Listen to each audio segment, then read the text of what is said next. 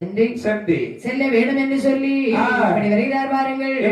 ஒரு மாறி இரவு நேரம் இறந்தால் கண்ணில் கண்டாய் அதுவில்ல அரிசி பிள்ளை மங்கையருக்கு போய் வரைப்பான் மங்கையரே மங்கையரை அக்காவே விட்டேன் நன்குரையா